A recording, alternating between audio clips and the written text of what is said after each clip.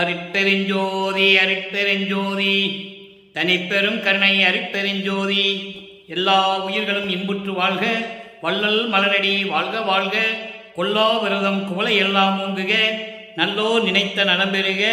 நன்றி நினைத்து எல்லோரும் வாழ்க இசைந்து. உலக மக்களே, அறிவார்ந்த அன்பர்களே, ஆண்மனேய ஒருமைப்பாடுடைய அன்பர்களே, வல்லப்பமான மக்களிய திருவற்பாவில் 3ஆம் திருமுறையில் பதிகம் 14 திருக்கோல சிறப்பு என்ற பதிகத்தில் இருக்கின்ற பாடலுடைய விளக்கங்களை பார்த்து கொண்டிருக்கிறோம். திருக்கோல சிறப்பு மொத்தம் 10 பாடல்களை கொண்டது. இதுவரை 8 பாடலுடைய விளக்கங்களை நாம் பார்த்திருக்கிறோம். இன்று 9வது பாடலுடைய விளக்கத்தை பார்க்க போகிறோம்.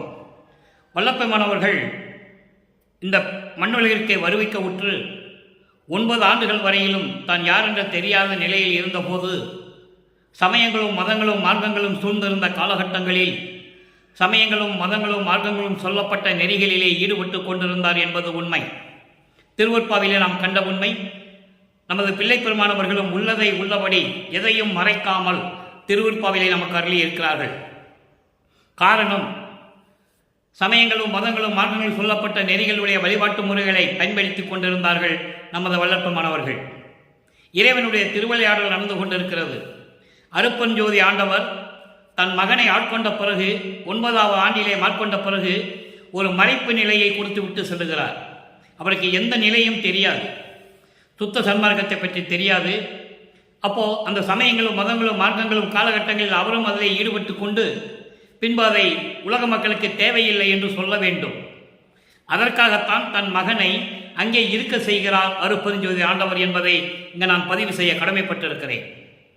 வருவிக்கப்பட்ட ஆண்டிலிருந்து 51 ஆண்டுகள் வரையிலும் இந்த 51 ஆண்டுகளை 8 பிரித்து ஒவ்வொரு 8 ஆண்டுகளிலும் தன் மகனுக்கு எப்படியெல்லாம் அருளை கொடுக்கிறார் என்பதை 1ஆம் திருமுறையிலிருந்து 6ஆம் திருமுறை வரைக்கும் நாம் கண்கூடாக பார்க்கலாம். அவ்வளவு உண்மைகளையும் வல்லப்பெருமானவர்கள் ஒளிவு மறைவின்றி உலக மக்களுக்கு தெரிவித்திருக்கிறார்கள். அந்த நிலையில் இருந்து கொண்டு இப்போ 3வது பதிகத்திலே தியாகராஜ பெருமானுடைய அழகு எப்படிப்பட்டது, அவருடைய அழகை பார்த்து எப்படி ரசித்தார் என்பதை மட்டும்தான் இங்கே சொல்லுகிறார். இறைவனிடம் எந்த அருளையும் பெறவில்லை. வருவிக்க உற்ற 24 ஆண்டுகள் வரையிலும் வல்லப்பெருமானவர்கள் சுத்த சன்மார்க்கத்தையும் சரி, இறைவனிடமிருந்து எந்த அருளையும் பெறவில்லை என்பதை திருவற்பாவில் கண்ட உண்மை. அதன் பிறகு சுத்த சன்மார்க்கத்தை பெற்ற பிறகு இறைவன் அருட்பெருஞ்சோதி ஆண்டவர் என்றும், அந்த இறைவன் வடலூரிலே சத்தியஞான சபையில் இருக்கிறார் என்றும், பிரபஞ்சத்திற்கே ஒரே இறைவன் என்ற நிலையையும், அந்த இறைவனிலிருந்து எப்படியெல்லாம் அருளை பெற்றுக்கொண்டார் என்பதையும், இறுதியாக அவர் எப்படி இறைவன் ஆனார் என்பதையும் நமக்கு தெளிவாக அருளியிருக்கிறார்கள். அதையும் பார்க்க போகிறோம். எனவே கவனமாக கேளுங்கள். ஏன் 3ஆம் திருமுறைக்கு 6ஆம் திருமுறை பாடல்களிலே விளக்கம் வல்லப்பெருமான் தந்திருக்கிறார் என்றால், நிலைகள் மாறிவிட்டது. நான் முதலில் அந்த நிலையில் இருந்தேன். அருட்பெருஞ்சோதி ஆண்டவருடைய திருவிளையாடலால் நான் அங்கு இருந்து கொண்டிருந்தேன். அதன் பிறகு இதெல்லாம் தேவையில்லை மகனே, உலக மக்களுக்கென்று ஒரு தனி மார்க்கத்தை நான் உருவாக்கி இருக்கிறேன். சுத்த சன்மார்க்கம், சமரச சுத்த சன்மார்க்கத்தை உருவாக்கி இருக்கிறேன். அந்த சுத்த சன்மார்க்கத்தை பெற்றுக்கொண்டு நீ இந்த பிரபஞ்சத்தை இயக்குவாயாக என்று சொல்லி அருளிய பிறகு இந்த நிலைகள் மாறுகிறது. அதை இங்கே நல்லா புரிஞ்சுக்கணும். அங்கே இருந்தார், அவர் கும்பிட்டாரு, திண்ணூர் பூசினார்லாம் வேற நிலைகள் மாறியது இல்லவா? அதையும் உலக மக்களுக்கு சொல்ல வேண்டும். அதற்காகத்தான் இந்த பாடல்களை 3ஆம் திருமுறையில் இருக்கின்ற பாடல்களுக்கு 6ஆம் திருமுறையிலே விளக்கம் தந்திருக்கிறார்கள் நமது இறைவன் வல்லப்பெருமானவர்கள். பாடலை நல்லா கவனிங்க. 3ஆம் திருமுறை பதிகம் 14 திருக்கோல சிறப்பு 9வது பாடல். கண்ணன் அறியா கலல் பதத்தார், கண்ணன் அறியா கலல் பதத்தார், கண்ணர் நெற்றிக் கடவுள் அருள் வண்ணம் உடையார், திருவெற்றி வாணர் பவனி வர கண்டேன். இதற்கு முன்னால், இந்த பதிகத்தை பார்ப்பதற்கு முன்னால் நாம் பார்த்த பதிகத்திலெல்லாம் இறைவன் இவரை பார்த்து திருவழியாக ஓடுவதும், நமது பிள்ளை பெருமானவர்கள் தெருவிலே நின்று கொண்டிருக்கிறார் திருவொற்றியூரிலே. தியாகராஜ பெருமான் இவரை பார்த்தவுடனே திரும்பி பார்க்காமல் ஓடுகிறார் என்ற நிலையையும், அதன் பிறகு இறைவனை பார்ப்பதற்காக தன்னுடைய மனத்துயரத்தை எப்படியெல்லாம் நாரையிடமும் கிளிகளிடமும் தூது அனுப்பினார் என்பதையும், அதன் பிறகு உலக வாழ்க்கையிலே இருக்கின்றவர்கள் துன்பம் வந்து விட்டால் எப்படி ஒரு குறத்தி பெண்ணிடம் போய் குறி கற்க சொல்லுவார்களோ அந்த நிலையையும், காட்சி கொடுத்து மறைந்து விட்டார் என்ற நிலையையும், இன்னும் என்னை வந்து அணைத்துக் கொள்ளவில்லையே என்ற நிலையையும் உலக மக்களுக்கு தெளிவாக தெரிவித்ததை கூறியதை நாம் ஏற்கனவே பாடல்களிலே பார்த்து விட்டோம். இந்த பதிகத்திலே இறைவனுடைய அழகை பார்த்து ரசிக்கிறார், அவ்வளவுதான். அந்த நிலையில் வந்து நின்று கொண்டிருக்கிறார். பவனி வர கண்டே நன்ன இமையார் என இமையா நாட்டமடைந்து நின்ற நடி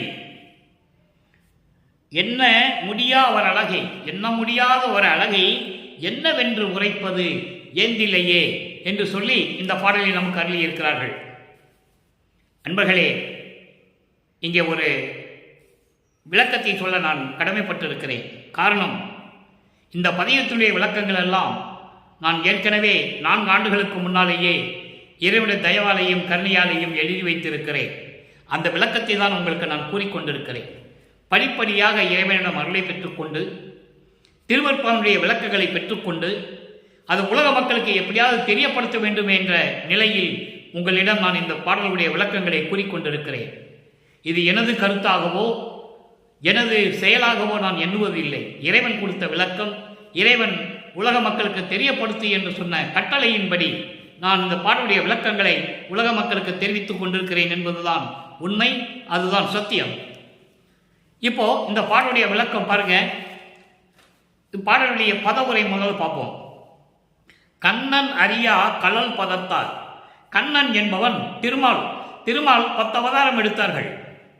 ஒவ்வொரு அவதாரத்திலும் எப்படியெல்லாம் இறைவனுடைய கட்டளையின்படி செயல்பட்டு கொண்டிருந்தான் என்பதையும் இறைவனுடைய அடியையும் முடியையும் யாருமே பார்க்கவில்லை என்பதையும் தெளிவாக திருவருட்பாவிலே நமக்கு அருளியிருக்கிறார்கள்.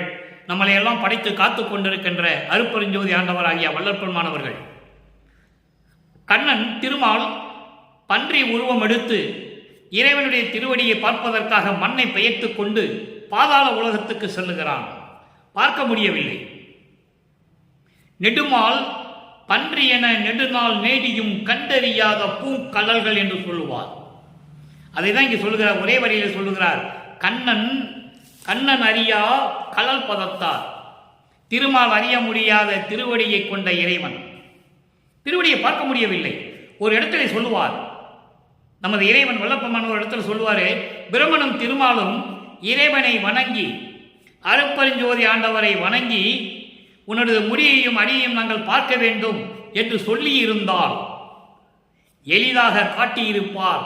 அவர்களும் பார்த்து அருளை பெற்றுக் கொண்டிருக்கலாம். ஆனால் ஆணவத்தினாலும் செருக்காலம் அடைந்ததனால் பிரம்மன் அன்னப்பறவையாகவும் திருமால் பன்றியாகவும் உருவெடுத்து மேலேயும் கீழேயும் சென்று பார்க்க முடியாமல் அலறி நின்றார்கள் என்று சொல்லுவார்.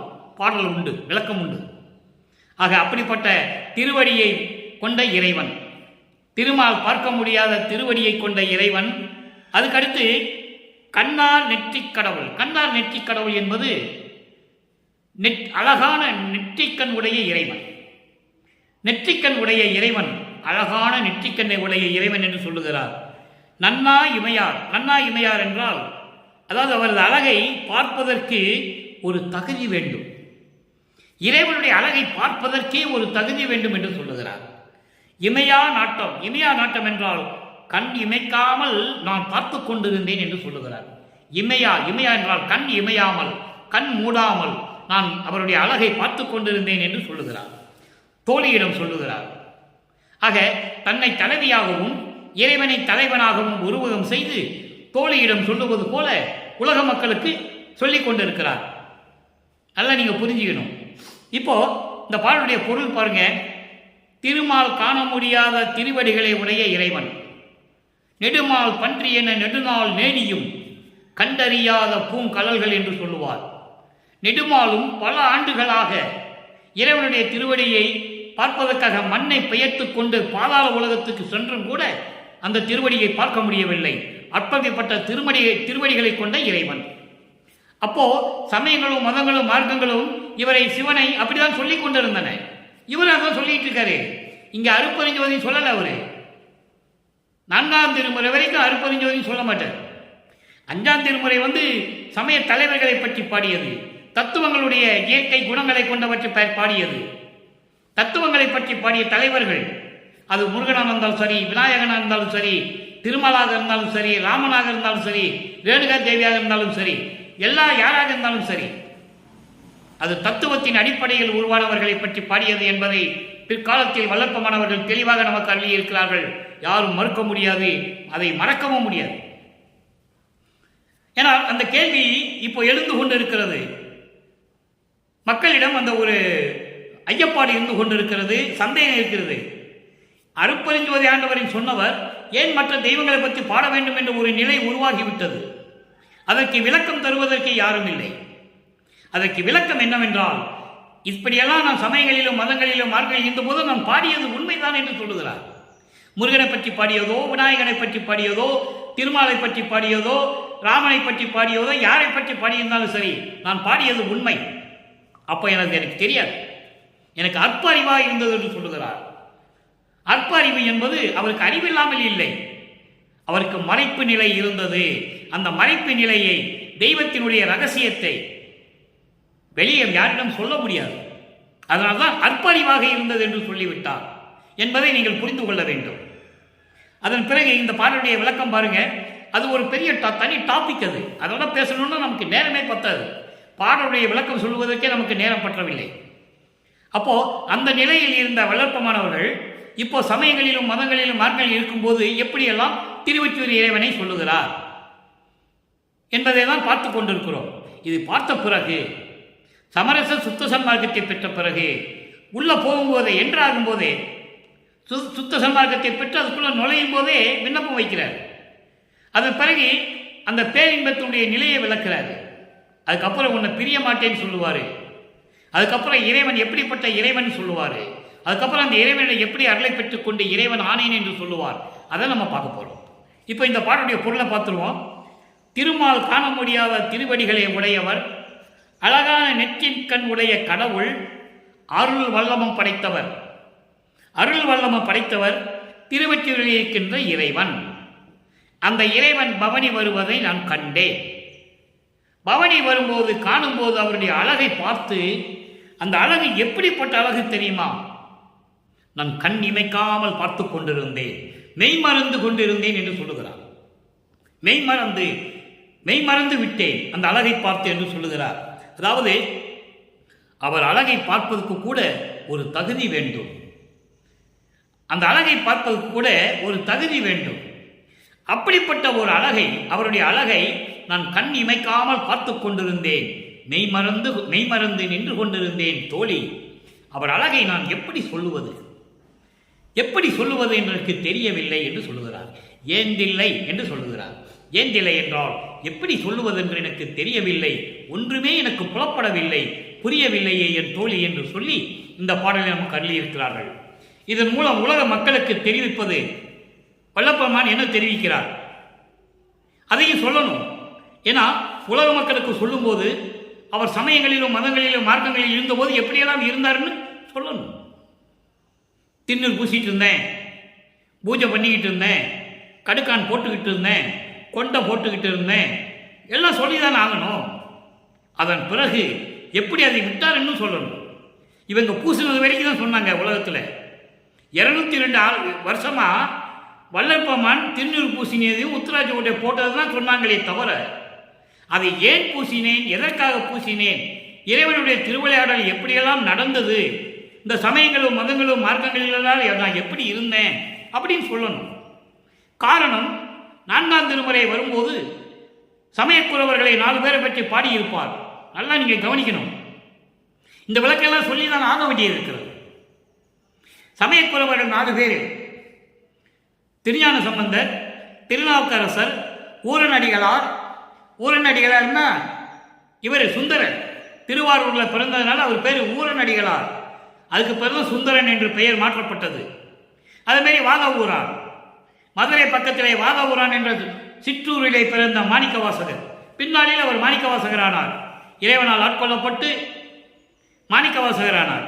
இந்த 4 பேரையும் யாருமே அவருடைய பெருமைகளை எடுத்து சொல்லலை. திருவாசகம் படித்தாங்க, தேவாரம் படித்தாங்க, எல்லா நூல்களையும் படித்தாங்க, உண்மைதான். திருநாவுக்கரசரும் திருநாவுக்கர சம்பந்தரும் இருந்த நிலைகளை சுந்தரன் சொல்லவில்லை.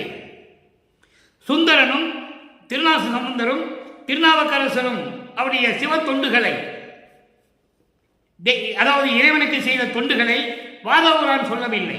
மாணிக்கவாசகர் திருவாசகம் பாடினார் இறைவனால் அருளை பெற்றுக் கொண்டு, இல்லை என்று சொல்ல முடியாது. அற்புதமான நூல்கள் எல்லாம் இருந்தது. ஆனால் இவர்கள் 4 பேருடைய புகழ்களை எந்த நூலும் ஒட்டுமொத்தமாக சொல்லவில்லை. நீங்க எந்த புராணம், எந்த இலக்கியமானால் எடுத்து பார்த்துக்கலாம். 4 பேர்களையும், இந்த சமயக்குறவர்களை, அவர்கள் செய்த சைவ தொண்டுகளை இந்த உலகம் மறக்கக்கூடாது.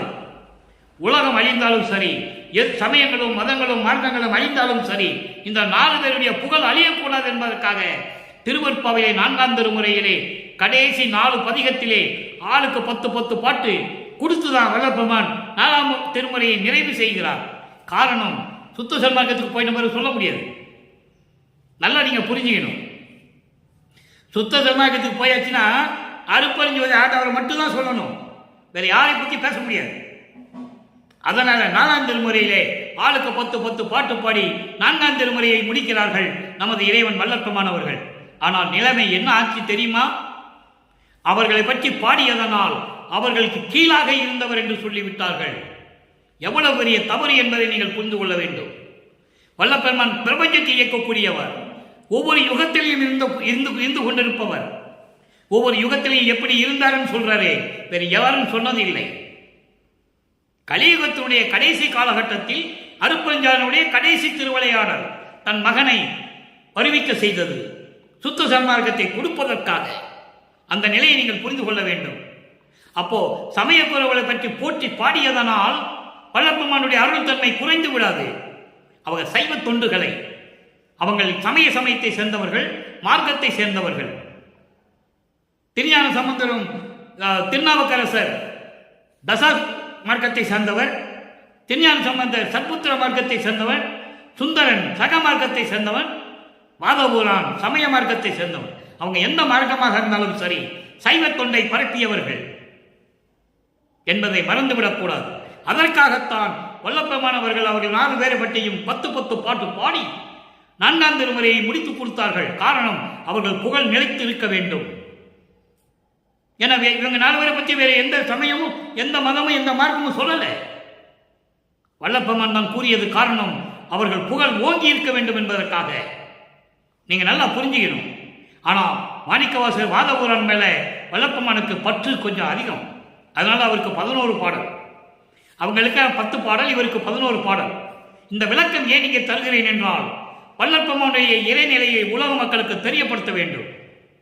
4ஆம் திருமுறையில பாட்டு படித்ததனால அவருக்கு கீழானவர் என்று சொல்லிவிட்டார்கள்.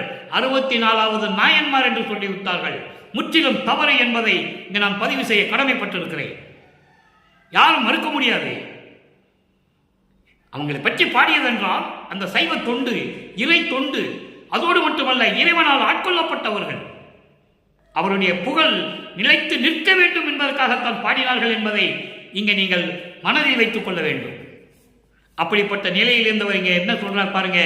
இப்போ உலக மக்களுக்கு என்ன சொல்றாரு? உலக மக்களே, நான் சமயங்களிலும் மதங்களிலும் மார்க்கங்களிலும் பற்று எவ்வளவு கொண்டிருந்தேன் என்பது உங்களுக்கு எல்லாருக்குமே தெரியும். என்னை விட பற்று வைத்தவர்கள் யாரும் இல்லை இந்த பிரபஞ்சத்தில். அந்த அளவுக்கு நான் இருந்து கொண்டுதான் இருந்தேன். காரணம், அருட்பெருஞ்சோதி ஆண்டவருடைய திருவிளையாடல் நடந்து கொண்டிருந்தது. அப்போது எனக்கு தெரியாது. எனவே உலக மக்களே, நான் 24 ஆண்டுகள் வரையிலும் வருவிக்க உற்று 24 ஆண்டுகள் வரையிலும் சமயங்களிலும் மதங்களிலும் மார்க்கங்களிலும் பற்று கொண்டுதான் இருந்தேன் என்ற உண்மையை உங்களுக்கு நான் தெரிவித்துக் கொள்ளுகிறேன். சொல்றாரு உலக மக்களுக்கு, தெரிவித்துக் கொள்கிறேன். நான் அந்த நிலையில் இருக்கும்போது இறைவனை பார்க்க முடியாமல் எப்படியெல்லாம் துன்பப்பட்டேன் என்பதை தெரியுமா? பாடலிலே சொல்லுகிறார். அதன் பிறகு என் தந்தை அருட்பெருஞ்சோதி ஆண்டவர் என்னை முழுமையாக ஆட்கொண்டு சுத்த சன்மார்க்கத்தை கொடுத்த பிறகு இறைவனுடைய விளக்கத்தை நான் உங்களுக்கு கூறுகிறேன் என்று சொல்லி 6ஆம் திருமுறையிலே இன்று பார்த்த இந்த 9வது பாடலுக்கு எங்கெங்கே விளக்கம் இருக்கிறது என்பதை இப்ப நம்ம பார்க்க போறோம். இது இறைவன் கொடுத்த தயவு, இறைவன் கொடுத்த அருள். அதனால்தான் இந்த விளக்கத்தை சொல்ல முடியும், இல்லைன்னு சொல்ல முடியாது. எந்த தமிழ் அகராதிகள் இந்த விளக்கமே இருக்காது, இந்த பொருள் விளக்கம் இருக்காது. நல்ல கவனிங்க. 6ஆம் திருமுறை 20 பிள்ளை பெருவிண்ணப்பம். பிள்ளை பெருவிண்ணப்பம் என்பது இறைவனுடைய பிள்ளை நமது வல்லற்பமானவர்கள் இறைவனுக்கு அவர் இறைவனிட்ட பெயர் செல்வப்பிள்ளை. நல்லா புரிஞ்சுக்கணும். அதை இங்கே பிள்ளை பெருவிண்ணப்பன்னு சொல்றாரு. அருட்பெருஞ்சாண்டவர் தன் மகனுக்கு செல்வப்பிள்ளை என்று பெயரிட்டு வளர்த்துக் கொண்டிருந்தார்கள். அதனால்தான் பிள்ளை பெருவிண்ணப்பம். அவருடைய மகன் என்றும் எடுத்துக்கொள்ளலாம். இந்த பிள்ளை எப்படி விண்ணப்பம் வைக்கிறார் பாருங்க. 89வது பாடல். அங்கே இருக்கிற 89வது பாடல், அதாவது 9வது பாடலுக்கு பிள்ளை பெருவிண்ணப்பத்திலே 89வது பாடலிலே விளக்கம் இருக்கிறது. நல்லா கவனிங்க. இறைவன் எப்படிப்பட்ட இறைவன்? 3ஆம் திருமுறையில் சொல்லுவார், திருவொற்றியில் இருக்கின்ற இறைவன் சொல்லுவார். அதான் சொல்ல முடியும் அவரால். ஏன்னா அப்பா நிலை, அந்த நிலை அவருக்கு அப்பா அப்படிதான் இருந்தது. அந்த நிலையிலேயே தான் இருந்தார் அவரு. அது மாறின பிறகு சொல்றார் பாருங்க, இறைவன் எப்படிப்பட்ட இறைவன்? ஆதியே நடுவே அந்தமே என்னும் இவ் அடைவெல்லாம் இன்றி ஒன்றான ஜோதியே வடிவாய் திருச்சிற்றம்பலத்தே தூய பேரருள் தனி செங்கோல் நீதியே நடத்தும் தனி பெரும் தலைமை நிறுத்தனே. இதெல்லாம் ஒரே வரி, ஒரே பொருளுடைய வரி. எப்படி? ஆதியே நடுவே அந்தமே, ஆதியும் அந்தமெல்லாம் தோன்றிய அருட்பெருஞ்சோதி என்று சொல்லுவார். முதலும் முடிவும் இல்லாமல், இடையிலும் இல்லாமல், இந்த நிலைகள் எல்லாம் இல்லாமல், அதை சொல்றாரு. இவ்வடைவெல்லாம், இந்த நிலைகள் எல்லாம் இல்லாமல் ஒன்றான ஒரே நிலையில் இருக்கின்ற ஒரே கடவுள் அருட்பெருஞ்சோதி ஆண்டவர்.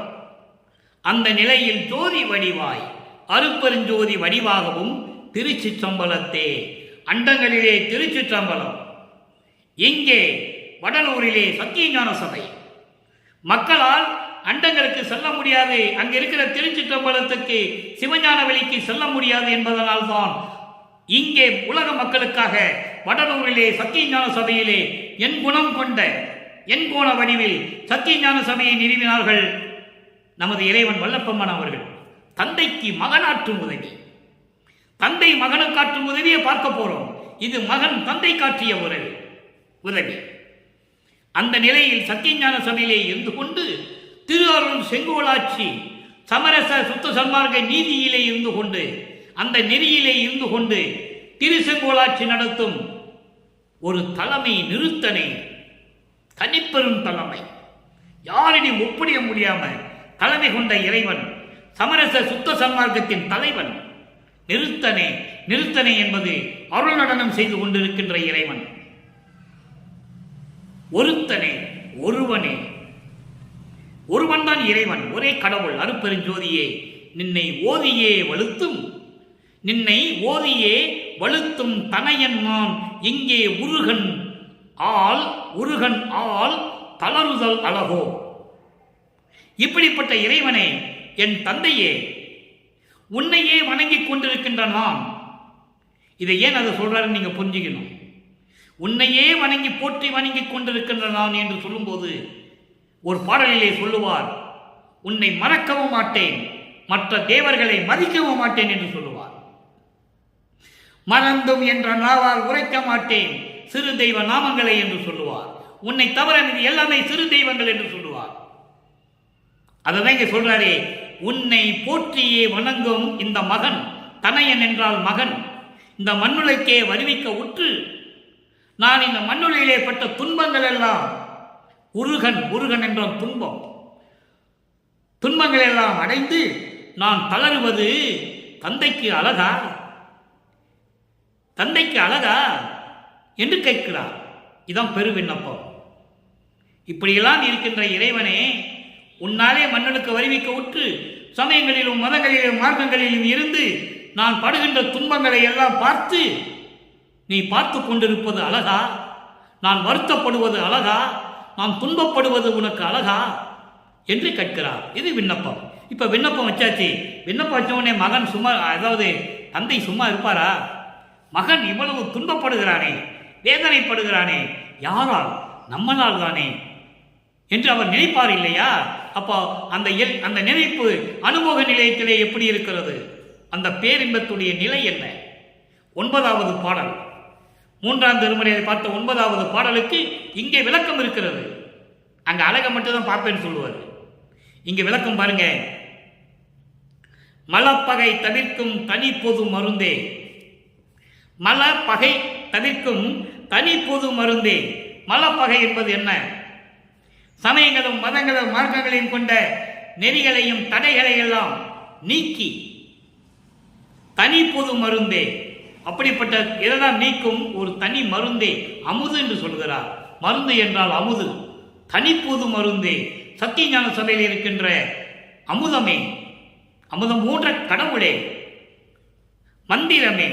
மந்திரம் என்பது தாரக மந்திரம் என்று சொல்லுவார்கள். தாரக மந்திரம் என்பது மூலக்கடவுள். மூலக்கடவுள் யார்? அருட்பெருஞ்சோதி. பிரபஞ்சத்தை உருவாக்கியது யார்? அருட்பெருஞ்சோதி.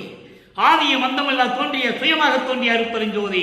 அதை தான் சொல்லுவார், ஒரு தாயில் வயிற்றில் முளைக்காத இறைவன் என்று சொல்லுவார், தனக்கு தானே தந்தையானவன் என்று சொல்லுவார். அதான் சொல்றாரே மந்திரமே என்று சொல்லுகிறார். மூலக்கடவுள் ஒளிர்மணியே, அருட்பெருஞ்சோதியாக ஒளிர்ந்து கொண்டிருக்கின்ற மணி கொண்ட இறைவனே, நிலைப்பட என்னை அன்று ஆண்டு அருள் அளித்த நேயனே. நிலைப்பட, நிலைப்பட என்றால் அழிவில்லாமல் மரணம் இல்லாமல் எந்த யுகத்திலேயும் சரி என்னை ஆண்டு கொண்ட இறைவனே, எனது நண்பனே, அருளை கொடுத்து என்னை ஆண்டு கொண்ட இறைவனே என்று சொல்லுகிறார். அதான் சொல்லுவாரே, அதாவது புதிய நல்லே தொன்று சொட்டு உனது பூங்குழலுக்கு அன்பு பூண்டவன் என்று சொல்லுவார். நான் ஒவ்வொரு யுகத்திலையும் இருக்க வைத்து, உனக்கு அடியனாக இருக்க வைத்து, என்னை மகிழ வைத்து அன்று ஆண்டு கொண்ட, இன்று இல்லை அன்றே, இந்த மண்ணு உலகத்துக்கு வர்றதுக்கு முன்னாலே அங்கே இருக்கிறார் அவர். அந்த பிரபஞ்சத்தின் உண்மையை இங்கே சொல்றாரு. நல்லா புரிஞ்சுக்கணும். நீங்க மக்களிடையே யாரும் சொல்லவில்லை, அவங்களுக்கு விளக்கம் தெரியவில்லை என்பதுதான் காரணம். நம்பணும், இறைவன் மீது பற்று கொள்ள வேண்டும், சுத்த சன்மார்க்கத்தை அப்படியே பிடிச்சிக்கணும். நம்மெல்லாம் புண்ணியம் செய்தவர்கள், இந்த யுகத்திலே ஒரு மார்க்கத்தை உருவாக்கி கொடுத்திருக்கிறார்கள் நமக்கு இறைவன் என்பதை நீங்கள் புரிந்து கொள்ள வேண்டும். அப்போ அப்படிப்பட்ட நேயனே, தாய் அணையவனே, தாய் உள்ளம் கொண்ட இறைவனே, தாய் போன்றவனே. தாய் தான், தந்தை எவ்வளவுதான் மகனை பார்த்து கொண்டாலும், தந்தை பிள்ளைகளை ஆணாக இருந்தாலும் சரி பெண்ணாக இருந்தாலும் சரி எவ்வளவுதான் பார்த்து கொண்டாலும் தாயினுடைய அன்புகோல் ஈடாகுமா? அதான் சொல்றாரு, தாய் அன்னையவனே, பலப்படும் பொன்னம்பத்திலே நடம் செய்யும் பரமனே. பலப்படும் என்பது அருள் வல்லமையோடு பேரின்பமாக பொன்னம்பலத்திலே, பொற்சபையிலே, அங்கே பொன்னம்பலம், இங்கே பொற்சபை, இங்கே பொற்சபையிலே அருளனம் செய்து கொண்டிருக்கின்ற பரமனே, முதல் கடவுளே, பரம சிற்சுகம்தான் புலப்பட தருதற்கு இது தகு தருணம். அதாவது அதை மெஞ்ஞானம் கொடுப்பதற்கு, ஒப்பற்ற மெஞ்ஞானம் கொடுப்பதற்கு இதுதான் நல்ல நேரம். புனந்தருள், புனந்தருள் எனையே. ஏன் புனந்தருள் என்று சொல்லுகிறார்? ஏற்கனவே பல தடவை நான் விளக்கம் கொடுத்திருக்கிறேன். புனந்தருள் என்பது நீ தனியாக இருக்கக்கூடாது. தனியாக இருந்தீங்கன்னா ஏற்கனவே ஆண்டவர்கள் பிரம்மன் திருமால் ருத்திரெல்லாம் இப்போ வேலை இல்லாமல் இருக்கிறாங்க, எந்த விதமான அருளும் கிடையாது. திருப்பி அந்த அணுக்கள் தவம் இருக்கும். தவம் இருக்கும்போது நீ போய் வரத்தை கொடுத்துருவேன். பாட்டில் சொல்றாரு. இங்கே பேசக்கூடிய கருத்துக்கள் அத்தனையுமே அன்பர்களே திருவிருப்பாவில் இருக்கின்ற பிரபஞ்சத்தின் உண்மைகள் என்பதை இங்கே நான் குறிப்பிட கடமைப்பட்டிருக்கிறேன். என்னுடைய சொந்த கருத்து அல்ல, ஒரு வரி கூட என்னுடைய சொந்த கருத்து அல்ல. எல்லாமே திருவிருப்பாவில் இருக்கிறதா எடுத்து எடுத்து சொல்லிட்டு இருக்கேன். புனந்தருள் என்றால் அதுக்கு அர்த்தம் என்னன்னு உலக மக்களுக்கு சொல்லணும். விளக்கம் என்ன? ஏன் புனந்து அருள் என்று சொல்லுகிறார்? அருளகமே என்று சொல்லலாமே. புனந்தருள் என்பால் என்னோடு இரண்டரை கலந்து கொண்டு நீ என்னை விட்டு பிரியக்கூடாது. பிரிஞ்சாதான் தொல்லை. அவன் போய் தவம் இருப்பான், நீ போய் வரத்தை கொடுத்துருவ, திருப்பி எப்படி சுத்த சன்மார்க்கத்தை கொண்டு வர்றது? அதனால் என்னோடு கலந்து கொண்டு அருள வேண்டும் என்று சொல்லுகிறார். அடுத்து பாருங்க, இப்ப சொல்லிட்டாரு, விண்ணப்பம் வச்சுட்டாரு, நான் உன் மகன் துன்பப்படுவது அழகான்னு சொல்லிட்டாரு.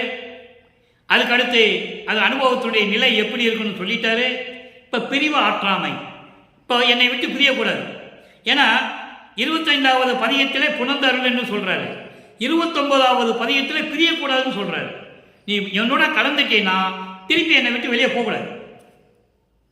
சொல்லணும்ல உலக மக்களுக்கு சொல்றாரு பாருங்க, பிரிவு ஆற்றாமை. நீ என்னை விட்டு பிரிவது என்னால் ஏற்றுக்கொள்ள முடியாது, சகித்துக் கொள்ள முடியாது. 9வது பாட்டு, 3ஆம் திருமுறையில் இருக்கிற 9வது பாட்டுக்கு இங்க விளக்கம். அங்க ஒண்ணுமே இருக்காது. இங்க சொல்றாரு, சாமத்து இரவில் எழுந்து அருளி தமியேன் தூக்கம் தடுத்து மயல் காம கடலை கடத்தி அருள் கருணை அமுதம் அளித்து கழித்து அளித்தாய். ஏன் அளித்தாய்ன்னு மட்டும் சொல்லலாம்ல, ஏன் கழித்து அளித்தாய்ன்னு சொல்றாரு? எல்லாம் விளக்கம் இருக்கிறது. கருணை அமுதம் அளித்தாய்ன்னு சொல்லலாம், ஏன் கழித்து அளித்தாய்? அதுக்கு விளக்கம் இருக்கு. இப்ப பாருங்க, நாமத்தடி கொண்டு அடிபெயர்க்கும் நடையா தமக்கும் கடையானே. அது ஒரே வரி. நாமத்தடி கொண்டு அடிபெயர்க்கும் நடையா தமக்கும் கடையேன் ஏமத்து அருள் பேர் அடைந்தேன். ஏமத்து அருள் பேர் அடைந்தேன், நான் என்ன தவம் செய்து இருந்தேனே. இது பாடல். இப்ப அதனுடைய விளக்கம் பாருங்க. சாமத்து இரவில், அது என்ன சாமத்து இரவு? நடு இரவு. இரவு வந்துடும், ஆனா நடு இரவு, அதான் சாமத்து இரவு. சாமத்து இரவுல எழுந்து அருளி என் பக்கத்துல வந்து உன்னுடைய மகன், நான் தனியன்னா மகன், மகனை என்னுடைய தூக்கத்தை நீக்கி. இங்க ஏன் தூக்கத்தை நீக்கின்னு சொல்றாரு அதை புரிஞ்சுக்கணும் நீங்க. இறைவனுக்கு தூக்கம் கிடையாது, தன் மகனை தூங்க விடக்கூடாது. தூங்க விடாம இருந்தால் தான் அவனை இறைவனாக்க முடியும், அறிவுயிலுக்கு போக முடியும். தூங்காம இருக்கணும், பசி இல்லாம இருக்கணும், உடம்பு சுத்த தேகமும் பிரணு தேகமும் ஞான தேகமா இருக்கணும். அப்பதான் அவனை இறைவனாக்க முடியும். நல்லா புரிஞ்சுக்கணும் நீங்க. தூக்கம் தடுத்துன்னா உடனே வல்லாளர் தூங்கிட்டு இருந்தாரு, இவர் போய் தூக்கத்தில் எழுப்பினாருன்னு சொல்லுவாங்க. அது இல்லை, நல்லா புரிஞ்சுக்கணும் நீங்க. தூக்கத்தை தடுத்துன்னு என்ன சொல்லுவாங்க? திணையில படுத்து தூங்கினாரு, அவர் தூக்கத்தை இருந்து எழுப்பி அப்படின்னு சொல்லுவாங்க. அது கிடையாது. மகனை தூங்க விடக்கூடாது. தூங்க விட்டால் அவன் இறைவனாக முடியாது, அறிவுயிலுக்கு போக முடியாது, துரியாதீனத்துக்கு போக முடியாது. அப்படிப்பட்ட நிலையில் இருக்கும்போது தன் மகனை சாமத்து இரவிலே வந்து அருளி, பக்கத்துல வந்து அருளி தமியேன் மகனினுடைய என்னுடைய தூக்கத்தை நீக்கி, மயல், மயல் என்றால் மயக்கம், உலக விடயங்கள், ஆசைகள், அதற்கு காமக்கடலை கடத்தி, காமம் என்னும் ஒரு பெரும் கடலை நீக்கி அதிலிருந்து தூக்கி வெளியே கொண்டு வந்து அருள் கருணை அமுதம் அளித்து கழித்து அளித்து, அருள் கருணை அமுது கழித்து அளித்தாய். அமுது அவர் எங்க சாப்பிட்டாரு சொல்லுவாங்க. வெள்ளப்பாமலை பற்றி பேசும்போது மேடையில் சொல்லுவாங்க, போனாரு, வாழையில போட்டு விருந்துக்கு போனாரு, சாப்பிட்டாரு, எல்லாம் சொல்லுவாங்க. அதெல்லாம் கிடையாது. அவர் இறைவன் வந்து ஆட்கொண்டதுக்கு முன்னாலே உண்டதெல்லாம் அமுதமாயிற்று. இவருக்கு தெரியாமையே அது அமுதமாயிற்று. அதுக்கு அப்புறம் தான் சொல்றாரு, ஆஹா நம்ம இதுக்கு முன்னால உண்ட உணவுலாம் அமுதமாயிடுச்சுடான்னு சொல்றாரு. பாட்டில் இருக்கு, யாரும் மறுக்க முடியாது. அப்படி எனக்கு கருணை அமுது அளித்து அருளை கொடுத்து கழித்து அளித்தாய்.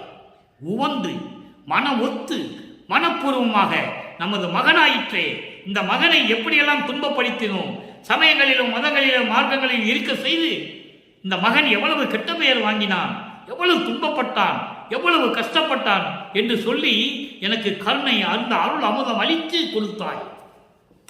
இதுதான் விளக்கம். அதுக்கப்புறம் ஒரு வரி இருக்கு பாருங்க. அதாவது நாமத்தடி கொண்டு அடிபெயர்க்கும் நடையார் தமக்கும் கடையானே, தன்னை இழிவுபடுத்திக் கொள்ளுகிறார். எப்படி? உலகிலே செருக்கோடு ஆணவத்தோடு தற்பெருமையாக பேசிக்கொண்டு உலகிலே வாழ்க்கை நடத்தி கொண்டிருந்தவர்களுக்கும் கீழானவன் நான்.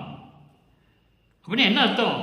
உலகில தற்பெருமையா பேசிக்கிட்டு ஆணவமா செருக்கமா உலகில் இருக்கிறாங்களே, அவங்களுக்கும் கீழானவன் நான். தன்னை தாழ்த்திக் கொள்ளுகிறார். தந்தையிடம் பேசும்போது தன்னை தாழ்த்திக் கொள்ளுகிறார். காரணம், உலகியலிலே இவர் இருந்து விட்டார்களவா. அருப்பெருஞ்சோதி ஆண்டவரால் உலகியலிலே இருக்க வைத்து இருந்து கொண்டு விட்டார். அதனால இதை சொல்றாரு, உலகியல்ல இப்படியெல்லாம் இருக்கிறாங்க, ஆணவத்தோடும் செருக்கோடும் தற்பெருமையோடும் நான் தான் பெரியவன் என்ற நிலையை உயர்த்தி கொண்டு வாழ்ந்து கொண்டு இருக்கிறவர்களுக்கும் கீழ்மையான நிலையில் நான் இருந்து கொண்டிருந்தேன். எப்படி அழகா சொல்றார் பாருங்க. அப்படி இருந்தாலும் கூட ஏமத்து அருள் பேர் அடைந்தேன். ஏமத்து அருள் பேர் என்பது பாதுகாப்பான, அழிய முடியாத பாதுகாப்பான அருள் நிலையை நான் பெற்றுவிட்டேன். இதற்கே நான் என்ன தவம் செய்திருந்தேனோ தெரியவில்லை என் தந்தையே என்று சொல்லுகிறார். அவர் பதில் சொல்வார், ஒரு பாடல்ல கேட்பாரு, நோவாமல் நோன்பு என்னை போல் நோற்றவரும், எஞ்சான்றும் சாகாவரம் என்னை போல் சார்ந்தவரும், தேவா நின் பேரருளை என்னை போல் பெற்றவரும் எவ்வுலகில் யார் உலர் சொல்லுன்னு சொல்லுவார். சற்றே அறைன்னு கேட்பார். அறைன்னா சொல்லு அப்படின்னு கேட்பார். இதுக்கு தான் இங்கே சொல்கிறாரு, நான் என்ன தவம் செஞ்சிருக்கேன்னு எனக்கு தெரியல, இப்படியெல்லாம் நான் இருந்தேனேன்னு சொல்கிறாரு. அதுக்கு அவர் ஒரே வரியில் சொல்கிறார். அவர் அருட்பெருஞ்சோதியார் மகனுக்கு சொன்ன ஒரே வரியை அகவல்ல கொண்டு வந்து சொல்லுவார் இறுதியாக, சாவா நிலை இது தந்தனம் உனக்கே ஆவாயனார் இல்லையா அருட்பெருஞ்சோதி. நான் எங்கள் அப்பா கிட்ட இப்படியெல்லாம் கேட்டேன், எங்கள் அப்பா இப்படியெல்லாம் பதில் சொல்லிட்டாரு எனக்கு அப்படின்னு சொல்லி அங்கே வந்து சொல்கிறாரு. இப்படியெல்லாம் ஒவ்வொரு பாடலுக்கும் தொடர்பு உண்டு, லிங்கு உண்டு. இறைவனுடைய தயவம் கருணை இருந்தால்தான் லிங்கு இப்படியெல்லாம் சொல்ல முடியும், சொல்ல முடியாது. அப்புறம் இன்னொரு நிலை பாருங்க. இப்போ பிரிவாற்றமை சொல்லியாச்சு, சுத்த சன்மார்க்கத்துக்குள்ள எந்திரியாயாச்சு, இவருடைய பிள்ளை செல்வ பிள்ளை பெருமானவர்கள் பெரு விண்ணப்பம் வச்சாச்சு, அனுபவ நிலையத்தை பார்த்தாச்சு, இது இனிமே உன்னை விட்டு நான் பிரிய மாட்டேன்னு சொல்லியாச்சு. இப்போ இறைவனுடைய நிலை என்ன? அருட்பெருஞ்சோதி ஆண்டவருடைய நிலை. அருட்பெருஞ்சோதி நிலை என்ற பதிகத்திலே 46வது பதிகம் 46 6ஆம் திருமறை அருட்பெருஞ்சோதி நிலையிலே 9வது பாடல். இறைவன் யார்? அவருடைய நிலை என்ன? எப்படி அருளை பெற்றுக் கொண்டார் பாருங்க. எவ்வகைத்தாம் தவம் செய்யினும் எய்தறிதாம் தெய்வம். வரி வரியா சொல்றேன், அப்பதான் உங்களுக்கு புரியும். எவ்வகைத்தாம் தவம் செய்யினும் எய்தறிதாம் தெய்வம். எந்த வகையில் தவம் செஞ்சாலும் சரி, நீ கடலுக்கு அடியில் போய் தவம் செஞ்சாலும் சரி, மலைக்கு அடியில் போய் தவம் செஞ்சாலும் சரி, குகையில் போய் தவம் செஞ்சாலும் சரி, உடம்பெல்லாம் புத்து மண்ணு வளர்ற அளவுக்கு நீ தவம் இருந்தாலும் சரி, பார்க்க முடியாத தெய்வம் அருட்பெருஞ்சோதி ஆண்டவர். அதை எவ்வளவு பாடல்கள் சொல்லுவார் தெரியுமா? சமயங்களிலும் மதங்களிலும் மார்க்கங்களில் இருந்து கொண்டு நீங்க தவம் செஞ்சா இதெல்லாம் கிடைக்காதுன்னு சொல்ற. அற்புதமாக இருக்கும் பாடல்கள்லாம், ரொம்ப அருமையான பாடல்கள்லாம் இருக்கு. அளவு கடந்த நெடுங்காலம் யாரு? அளவு கடந்த நெடுங்காலம் சித்தர், யோகர், அறிஞர், மலர், அயம், பிரம்மன் முதல் யாராக இருந்தாலும் சரி, வேதங்கள், முனிவர்கள், சித்தர்கள் யாராக இருந்தாலும் சரி, களவிருந்தும் கடுந்தவத்தும் செய்யும் கடவுளாம் காண்பரிதாம். தவத்தும் காண்பரிதம். இனி எப்படி தவம் செஞ்சாலும் இறைவனை பார்க்க முடியாதுன்னு சொல்லுவார். அப்படிப்பட்ட நிலையில் இருக்கின்ற இறைவன் எனக்கு எளிதில் கிடைத்து என் மனம் இடம் கொண்ட தெய்வம். யாருக்கும் கிடைக்காத இறைவன் எனக்கு ரொம்ப எளிதாக சாதாரணமாக கிடைத்து விட்டார். என்னை ஆட்கொண்ட தெய்வம், என் மனதில் இடம் கொண்ட தெய்வம். இந்த எளிதில் என்ற வார்த்தைக்கு ஒரு விளக்கம் தர காத்திருக்கிறேன். எளிதில், ஏன் எளிதில் சொல்றார்? ஒரு பாடலிலே சொல்லுவார், போருக்கு உரியார் அயன் மால் போகி மற்றும் புங்கவர்கள் யாருக்கும் அறியார் எனக்கு எளியராகி மாலையிட்டார். எவ்வளவு அற்புதம் பாருங்க. அந்த எளிதில் என்ற வார்த்தைக்கு இன்னொரு பாடலிலே விளக்கம் இருக்கிறது. போருக்கு உரியார், ஆணவம் செருக்கோடு கண்டு போர்க்குணம் கொண்டு உயிர்களை கொன்று பாவி செய்தது. பதம் செய்த பிரமனும் திருமாலும் இந்திரனும், போகி என்றால் இந்திரன், மற்றும் புங்கவர்கள் தேவர்களும் யாருக்கும் அறியார். போர்க்குணம் கொண்ட இவர்களுக்கெல்லாம் கிடைக்காத இறைவன் எனக்கு எளியராகி மாலையிட்டார். எளியராகி மாலையிட்டார் என்பது எனக்கு எளிமையாக கிடைத்து என்னை ஆட்கொண்டு எனக்கு அருளை கொடுத்தார். எவ்வளவு அற்புதமான பாடலாம் இருக்கு. அதான் எளிதில் சொல்லுகிறார். இங்கே எளிதில் சொல்லுவது அப்படிப்பட்டவர்களுக்கெல்லாம் கிடைக்காத இறைவன் எனக்கு கிடைத்து அருளை கொடுத்தார் என்று சொல்லுகிறார். அவ்வகைத்தான் தெய்வம். அந்த வகையில் எனக்கு கிடைத்த தெய்வம் அதற்கு அப்பாலாம் தெய்வம், அதற்கு மேலே இருக்கின்ற தெய்வம். எப்படி? அப்பாலும் பெருவெளிக்கே அப்பாலும் தெய்வம். எல்லா வெளிகளையும் தாண்டி பெருவெளி, பெருவெளிக்கு மேல அப்பால். அது என்ன வெளி? பரவெளி, பரம்பர வெளி, பராபர வெளி, சுத்த தேகம், புறவண தேகம், ஞான தேகம், இப்படி தேகங்களை கொண்ட வெளிகள்.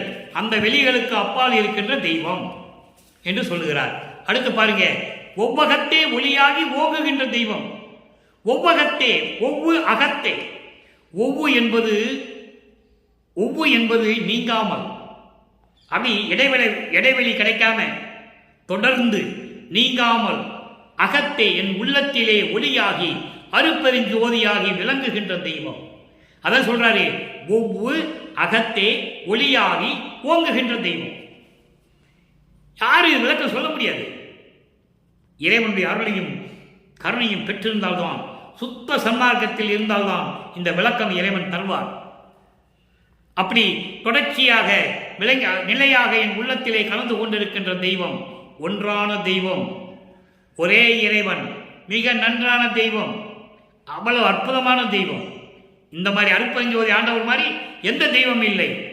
செய்வகத்தென்று அறிஞரெல்லாம் சேர்பெரிய தெய்வம், அருள் பாங்கோடு இருக்கின்ற தெய்வம் என்று அறிஞர்கள் எல்லாம் புகழக்கூடிய போற்றக்கூடிய தெய்வம், சிற்றவையில் விளங்குகின்ற தெய்வமதே தெய்வம். அடுத்த ஒரு பாடல் இறைவனுடைய திருவிளையாடல். எல்லாம் திருவிளையாடல் சொன்னாங்க. நாரதன் திருவிளையாடலு, திருமாலு திருவிளையாடலு, சிவன் திருவிளையாடல் எல்லாம் சொன்னாங்க. ஆனால் அருட்பெருஞ்சோதி ஆண்டவர் திருவிளையாடலை யார் சொன்னது? யாருமே சொல்லலையே. இங்க சொல்றாரு எப்படிப்பட்ட அருட்பெருஞ்சோதி ஆண்டவர் திருவிளையாடல். ஓங்கார பீடத்து ஒளிகின்ற பாதம். ஓங்கார பீடம் சிவஞான வெளி, சிவஞான வெளி என்பது அருட்பெருஞ்சோதி வெளி, அருட்பெருஞ்சோதி வெளி என்பது 16வது வெளி. அந்த வெளியில் விழுந்து கொண்டிருக்கின்ற தெய்வம் ஒன்றான தெய்வம், இரண்டாகி ஓங்கிய பாதம். இரண்டாகி ஓங்கிய பாதம், இரண்டாகி என்பது ஆன்மாவாகவும் ஜீவனாகவும் விளங்கிக் கொண்டிருக்கின்ற இறைவன் தூங்காத தூக்கத்தில் தூக்கிய பாதம். தூங்காத தூக்கம் சொல்லிட்டாரா? தூக்கம் வேற, தூக்கம் என்பது அதான் தூங்காத தூக்கம். தூங்காத தூக்கம் என்பது துரிய நிலையில் இருக்கின்ற அறிதுயல் நிலை. தூங்குற மாதிரி தெரியும், கண்ணை மூடிட்டு தான் இருப்பாங்க, ஆனால் அது உறக்கம் கிடையாது. அறிதுயில் என்று பெயர் அதற்கு. அறிதுயில், அறிதுயில்னா உறக்கம், அறிதுயில் என்பது பேர் உறக்கம். பேர் உறக்கம் என்பது துரியாதீதத்தில் இருப்பது. அப்படிப்பட்ட நிலையில் இருந்து கொண்டு சிவதுரியத்தில் இருந்து கொண்டு இருக்கின்ற தெய்வம், துரியத்தில் ஊன்றிட்டு துலுங்கிய பாதம். சிவதுரியத்தில் சுதிய திருவத்தில் இங்க பாருங்க அருள் நடனம் செய்து திருவிளையாடல் செய்து கொண்டிருக்கின்ற இறைவன். இப்போ ஒரே ஒரு விளக்கம், நேரம் கடந்து கொண்டிருக்கிறது. 147வது பதிகம் அனுபவ மாலை 99வது பாடல். இறைவனை எப்படி கலந்தார்? அங்க 3ஆம் திருமொழி இன்னைக்கு பார்த்த 9வது பாடல் என்ன சொல்லுவாரு? இறைவனுடைய அழகை பார்த்தேன்னு சொல்லுவாரு. சைவ சமயத்தை சேர்ந்த கடவுள், சைவ சமயத்தை சேர்ந்த ஒரு பதத்தலைவன் தியாகராஜ பெருமான், அங்க அதான் சொல்லுவார். இங்கே இறைவனுடைய கலந்தது எப்படி சொல்லுகிறார்? தாயினும் பேர் அருளுடையார், தாயினும் பேர் அருளுடையார், தாயை விட அன்பு உள்ளம் கொண்ட அருளுடைய இறைவன் என் உயிரில் கலந்து தனித்தலைவர், என் உயிரில் கலந்த தனித்தலைவர், சுத்த சன்மார்க்கத்தின் தலைவன் அருட்பெருஞ்சோதி ஆண்டவர் நான் செய்த பெரும் தவத்தாலே கிடைத்தார். இவர் என்ன தவம் செஞ்சாரு? நான் ஏற்கனவே விளக்கம் சொல்லியிருக்கிறேன். தவத்துக்கு பெரிய விளக்கமே கொடுத்திருக்கிறேன். சமயங்களும் மதங்களிலும் மார்க்கங்களில் இருக்கின்ற தவம் என்ன? சுத்த சன்மார்க்கத்தின் தவம் என்பது கண்ணை மூடிட்டு உட்கார்ந்து விட்டு இருக்கிறது அல்ல. கண்ணை திறந்து தான் பார்த்துட்டு இருக்கணும், தீபத்தை பார்த்துட்டே இருக்கணும். எந்நேரமும் மனசுல அருட்பெருஞ்சோதி அருட்பெருஞ்சோதி மகாமந்திரம் ஓடிட்டு இருக்கணும், அருட்பெருஞ்சோதியை பற்றியே நினைச்சிட்டு இருக்கணும். அதான் தவம். வாயினும் மனத்தினும், வாயினும் என்பது வாக்காலும் மனத்தாலும் அறிவினாலும், மாமதி, மாமதி என்பது மெஞ்ஞான அறிவு, மதி என்றால் அறிவு, மாமதி என்றது மெஞ்ஞான அறிவு. ஆக வாக்காலும் மனத்தினாலும் பெரிய அந்த மெஞ்ஞான அறிவினாலும் எந்த வகையினாலும் போற்று சொல்லுவதற்கு அருண் துரிய மண்டில் நடம் புரிவார். அப்படிப்பட்ட இறைவன் துரிய மண்டில் நடம், அதாவது வாக்காலும் மனத்தாலும் மெஞ்ஞான அறிவாலும் எந்த வகையினாலும் சொல்லக்கூடிய அளவிற்கு போற்றக்கூடிய அளவிற்கு உயர்ந்த நிலையில் இருக்கின்ற துரிய மண்டிலே சத்தியஞான சபையிலே நடம் முடித்துக் கொண்டிருப்பார். ஆயினும் என் அளவில் மிக எளியர் என, இப்படியெல்லாம் இருக்கின்ற இறைவன் என் அளவில் எளியராகி என்னை அகம்புறந்தார், என் உள்ளத்திலே கலந்து கொண்டார். அதன் எளியதுக்கு நான் ஏற்கனவே விளக்கம் சொல்லிவிட்டேன். யாருக்கும் கிடைக்காதவர் எனக்கு எளிதாக கிடைத்து என் உள்ளத்திலே புகுந்து கொண்டார். புறம் குனிந்தார், வெளியே கட்டி தழுவினார். உடலை கட்டி தழுவும் போது இறைவனுக்கு என்ற சுத்த தேகம், புருவன தேகம், ஞான தேகம் எனக்கும் கிடைத்து விட்டது. அதை மறைமுகமாக அதாவது பிரபஞ்சத்தின் உண்மையை சூட்சுமமாக விளக்குகிறார். அகம்புணர்ந்தார், உள்ளத்திலே கலந்து விட்டார், புறம் உணர்ந்தார். புறம் உணரும் போதே இறைவனுடைய முத்தேகத்தை நான் பெற்றுக்கொண்டேன் என்று சொல்லுகிறார். புறப்புணர்ச்சி தருணம் தூய ஒளி பெற்று சொல்லிட்டாரா? அப்படி கட்டி தழுவும் போது எனக்கு அருட்பெருஞ்சோதியை பெற்று அழியாது ஓங்கும் வடிவனானி. இறைவனோட எப்படி கலந்துட்டார் சொல்லுங்க. எப்படி கலந்துட்டார் பாருங்க. இதெல்லாம் யார் சொன்னது? யாருமே சொல்லலையே. சொன்னதான மக்களுக்கு புரியும். அதனால்தான் இந்த வள்ளலார் ஊழியன் உங்களுக்கு சொல்லிக் கொண்டிருக்கிறேன். இறைவனுடைய தயவையும் அருளையும் பெற்றுக்கொண்டு இங்கே சொல்லுவதெல்லாம் சத்தியமான வாக்குகள். வள்ளற்பெருமான் கொடுத்த அந்த வாக்குகள் தான் இப்போ ஒளிப்பொருளாக விளங்கி கொண்டிருக்கிறது. தூய ஒளி பெற்று அழியாது ஓங்கு வடிவனானேன். அழியாத வடிவம் பெற்றனேன் என்ன அர்த்தம்? இறைவனாகிவிட்டேன், இறைவனாகிவிட்டேன். அதனால்தான் சொல்லுவேன், வள்ளற்பெருமானும் அருட்பெருஞ்சோதி ஒரே கடவுள் தான். மகனாக சொல்லும் போது வள்ளற்பெருமான், தந்தையாக சொல்லும் போது அருட்பெருஞ்சோதி. ஆனா இறைவனாக சொல்லும் போது ரெண்டு பேரும் ஒண்ணுதான். இதான் தத்துவம். இறைவன் சொல்லும் போது அருட்பெருஞ்சோதி சொல்லும் போது இறைவன், அவருடைய மகனை சொல்லும் போது வள்ளற்பெருமான். ஆனா இறைவன் சொல்லும் போது ரெண்டு பேரும் ஒண்ணுதான். ஓங்கும் வடிவனானே. இதை விட வேற விளக்கம்லாம் தர முடியாது. இதுதான் இறுதியான விளக்கம். அழியாது ஓங்கு வடிவனானேன் சுகமயமாம் அகப்புணர்ச்சி சொல்லுவது எப்படியோ. இறைவனின் உள்ளத்திலே கலந்து கொள்ளும் போது, புறப்புணர்ச்சி பண்ணும்போது, கட்டி தேகத்தை தழுவும் போது, சுத்த தேகம் புரண தேகம் ஞான தேகத்தை பெற்றுக்கொண்டேன். அது எப்படி இருந்தது தெரியுமா? பேரின்பமாக இருந்தது என்று சொல்லுகிறார். அந்த அகப்புணர்ச்சி பண்ணும்போது கிடைத்த பேரின்பத்தை எப்படி சொல்லுவது உலக மக்களே? நான் இறைவனாகிவிட்டேன், அருட்பெருஞ்சோதி ஆகிவிட்டேன் என்று சொல்லுகிறார். இந்த விளக்கத்தை நீங்கள் புரிந்து கொள்ள வேண்டும். எனவே அன்பர்களே, இந்த நிலையிலிருந்து கொண்டு நீங்கள் சுத்த சன்மார்க்கத்தை மேற்கொண்டு கொலையும் புலையும் தவிர்த்து சைவ நிலையில் இருந்து கொண்டு உருவ வழிபாட்டை முற்றிலுமாக ஒழித்து சுத்த சன்மார்க்கத்தில் இருந்து கொண்டு ஜோதியை வணங்கி, அருட்பெருஞ்சோதியை வணங்கி, ஒளியை வணங்கி, இறைவனுடைய அருளையும் செல்வங்களையும் எல்லாம் பெற்றுக்கொண்டு இந்த வையகத்திலே நீங்கள் வாழ்ந்து நோயற்ற வாழ்வில் வாழ வேண்டும் என்று இறைவனோட தயவோடையும் கருணையோடையும் வாழ்த்தி இந்த வள்ளலார் ஊழியன் விடைபெறுகிறேன். நன்றி, வணக்கம். மீண்டும் நாளை சந்திப்போம். அருட்பெருஞ்சோதி, அருட்பெருஞ்சோதி, தனிப்பெரும் கருணை அருட்பெருஞ்சோதி.